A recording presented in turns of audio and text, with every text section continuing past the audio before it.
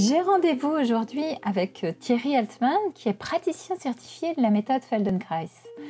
C'est une pratique vraiment accessible à tous les âges, qui aide à trouver ou à retrouver des mouvements plus confortables dans nos gestes quotidiens, mais aussi nos gestes professionnels ou encore sportifs.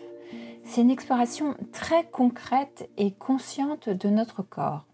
Je teste aujourd'hui un cours individuel au 22 rue Gay-Lussac à Paris dans le 5e. Je vous emmène avec moi ?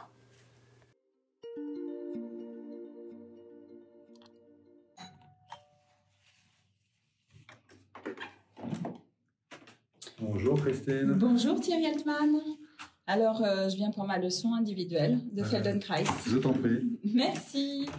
Vous avez envie d'améliorer, qu'est-ce que vous avez envie de faire en fait?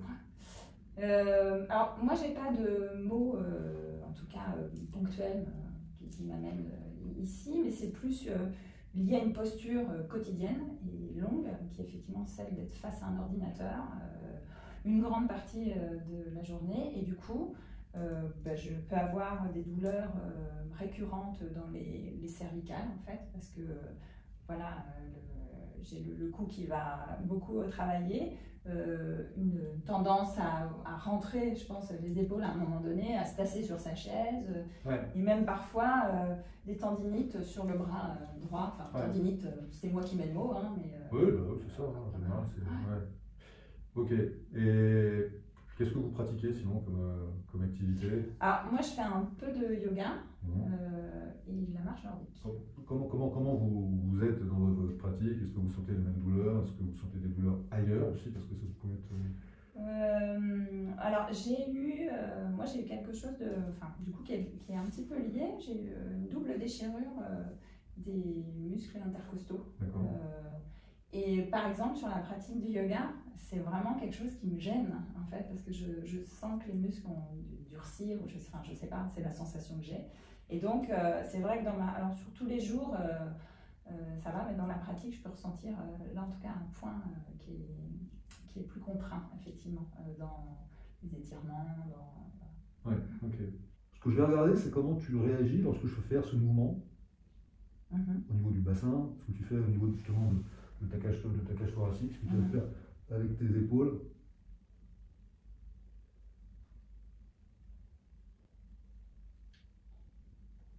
Commencer de l'autre côté. Et toi d'ailleurs, peut-être la sensation déjà, la sensation que tu as du poids de ta jambe lorsque je la soulève, plus ou moins. Je la trouve lourde. Je la trouve lourde, ça tu va vois la pas. différence, Ouais, c'est incroyable. C'est la différence. Voilà. Donc maintenant que t'es une jambe plus lourde que l'autre, c'est normal. Non, mais lourde dans l'organisation, c'est-à-dire que c'est plus lourde réellement. Hein. Mais bon, ça veut dire que voilà. Ok, comment tu ferais pour aller regarder tes pieds, tes talons? Comment tu ferais? Ok, reviens.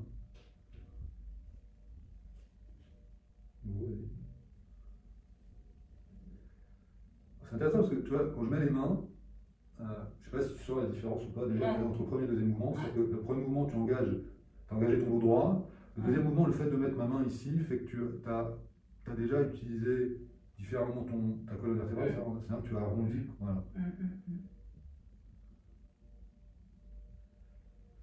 Ok. Et regarde vers le haut, comme si tu voulais regarder les étoiles.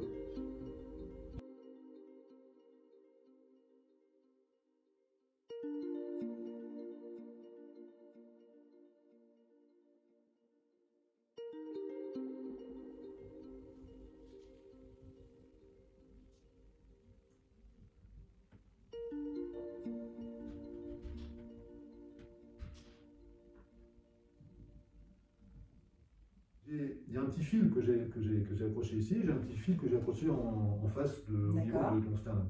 Et que je vais tirer perpendiculaire à ta colonne, ce fil vers l'arrière. Donc voilà, donc si je tire, je peux le faire avec le t-shirt, je tire, qu'est-ce qui se passe? Qu'est-ce qui va se produire? Comment tu imagines le mouvement au niveau de ton dos? Vas-y, je fais le mouvement. Donc en fait, si cette partie de la colonne reculait, donc qu'est-ce que fait ton dos quand tu... Il se courbe? Ouais, vas-y. Et si tu fais le contraire, donc si l'avant de toi-même avance, c'est comme si en fait, je tire ici, tu vois l'image est totalement différente. Je tire ici, donc pense que cette partie de toi-même ici va avancer, vas-y. Et ensuite, reculer ici. On va mettre un point ailleurs, on va mettre le point ici, ici, vas-y. Recule ici, voilà. Et avance, voilà. On va le faire différemment, ok? Je vais garder ma main ici, ok? C'est comme si je tirais ce point vers l'arrière, vas-y.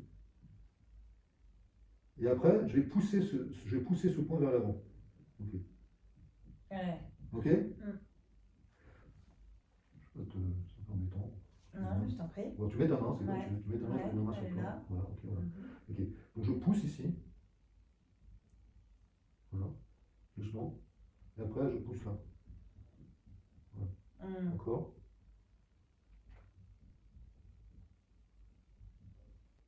Ton dos, c'était une corde, un arc. D'accord? Un arc. On va dire, tu auras 2 points ici. Oui. Ok.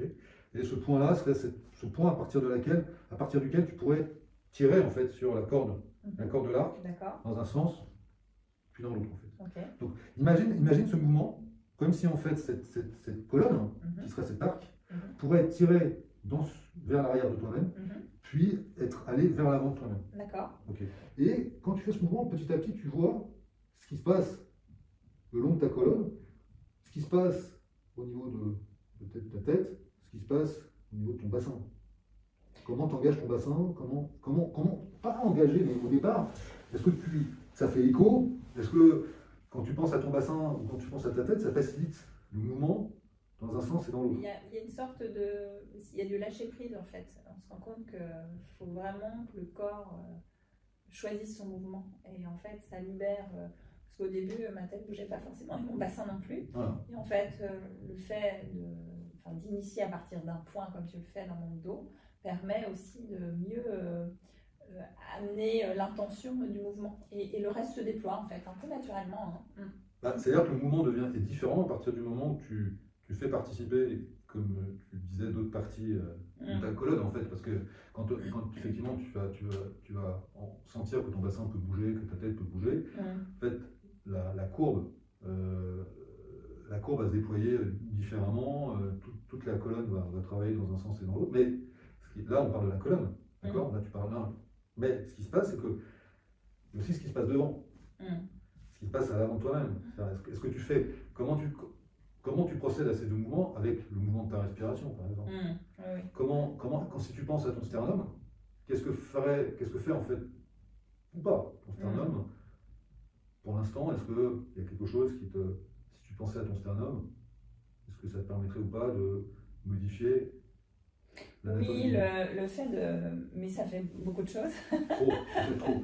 C'est pour une première leçon. En tout cas, de penser au sternum, ça amène une autre dimension dans le mouvement, qui est presque plus 3D, enfin, j'ai envie de dire, et d'amplitude qu'on a moins avec l'arc. En tout cas, en fait, c'est presque comme quelque chose qu'on doit additionner, je trouve.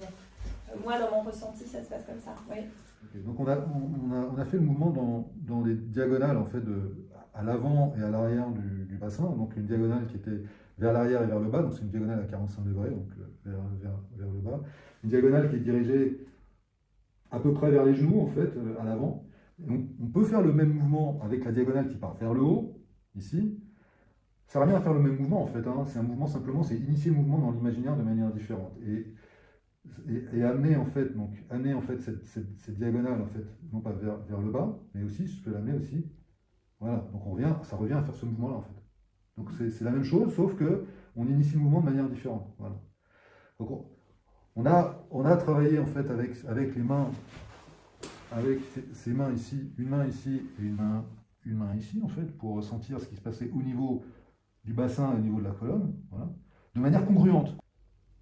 J'amène Christine à arrondir son dos et donc dans un sens, donc son dos s'allonge et dans l'autre sens, on sent l'extension, ensuite la flexion. Très bien. Pour sentir les choses, et c'est là où le Feldenkrais est un peu, c'est du raffinement en fait, pour sentir en fait toute la subtilité, on peut amener toutes les directions qui peuvent être non pas congruentes mais non congruent. La stratégie du Feldenkrais, c'est d'amener en fait, à sentir les contraintes dans un mouvement qui va être peut-être un peu challenging, mais qui va permettre en fait de sentir comment toutes les articulations, toutes les parties de soi-même sont engagées. Pas forcément justement dans la partie congruente. Et pour revenir ensuite au mouvement, ce qu'on appelle congruent, c'est le mouvement naturel. Et on va se dire, ah bah oui, là c'est quand même beaucoup plus facile de le faire dans ce sens-là. Et à ce moment-là, on va ressentir en fait toute la liberté qu'on a pu ressentir de manière inverse dans le mouvement qui n'était pas congruent en fait. Voilà. C'est aussi, enfin, en tout cas, ça ouvre, à part des micro-mouvements et plus amples, des articulations qu'on n'a pas imaginées, sincèrement. Alors que bon, j'ai une petite pratique quand même de bouger mon corps, et enfin voilà, sur des parties qui sont moins, je pense, mobiles en tout cas, ou peut-être plus moins elles sont mobiles. Fixes, elles sont mobiles, mais c'est dans l'imaginaire. Je pense que exactement, c'est dans l'imaginaire en fait. Parce qu'on n'a pas l'habitude, parce que on ne sait pas qu'elles n'existent pas. De par tes habitudes, c'était ce que tu pratiques, c'est mobile. Mais en fait, tu es habitué à faire des mouvements d'une certaine manière, et tu peux te rendre compte que en les faisant de manière différente, en engageant justement ces parties de toi-même qui ne sont pas forcément très, très conscientes, c'est pas que tu vas faire un mouvement peut-être de manière plus facile, parce que pour toi il était facile avant, il n'y a pas de souci, mais peut-être, si tu le faisais de manière répétitive, peut-être qu'il serait de manière moins engageante, peut-être parce que peut-être plus coordonnée, ça te faciliterait le mouvement. À la fin, il serait peut-être plus agréable. Alors, Feldenkrais parle d'esthétisme, mais bon, pourquoi pas, mais ce qui est surtout important, c'est la liberté et la facilité que ça peut t'apporter. Et surtout le fait que, parce qu'on fait des mouvements répétitifs toute la journée, comme tu disais, et la répétition du mouvement fait que si on n'est pas très attentif au départ à ce qu'on fait, on va se faire mal. On va avoir une capsulite, on va avoir un truc, on va avoir ça, le corps s'oublie et très vite en fait, dans des positions aussi statiques. Je pense au bureau. On retourne à la vraie vie en fait. On a travaillé sur la table, sur le bassin, sur le sternum, sur sentir comment en fait tu as sollicité ta colonne vertébrale quand tu faisais tout à l'heure ces mouvements. J'aimerais que tu t'avances un tout petit peu sur la table. Tes pieds au sol. Mes deux tiers de jambes. Sentir tes 2 tiers de jambes, mais sentir. Alors, par rapport à tout à l'heure, je ne sais pas comment tu sens en fait comment tu es réparti sur tes 4 points, on va dire les 4 points étant tes 2 pieds, tes 2 ischions. Bon, je me sens plus sur les ischions là. D'accord. Est-ce que tu te sens plus sur les ischions? Est-ce que tu as quand même. En fait, c'est bien d'être sur les ischions, mais est-ce que justement, voilà. Est-ce que tu sens que ces pieds. Oui, ils lui servent, sinon je tomberais là. Donc, ils ont leur importance, Donc, je voudrais que tu refasses le mouvement test qu'on a tout à l'heure sur ces 2 points. Je précise ces 2 points qui sont ici et ici. Quand tu vas aller regarder vers tes pieds, voilà. Voilà, super. Voilà. Encore une fois. Tu sens en fait que là, ça s'allonge complètement. En fait, tu sens l'allongement entre ce point-là et ce point-là. Alors, tout à l'heure, tu faisais droit, mais là, en fait, tu te sers de toute la colonne. Et pense à ce qui se passe ici. Voilà. Ok. Alors maintenant, tu vas penser à ce qui se passe ici, avec ta ceinture, et ce qui se passe au niveau de ton sternum, ici. Okay. Et tu vas, je vais faire les trucs d'ailleurs. Et là, tu vas penser que ce point-là va vers l'avant. Voilà. On va regarder les étoiles, c'est ça? Voilà, exactement. Voilà. Regarde comment tu le fais. Voilà. Comment tu sers de toute la colonne. Sans forcer forcément la mécanique, mais sans sentir comment tu peux, vas-y. Voilà. Comment ça part du bassin, comment ça. Voilà. Super.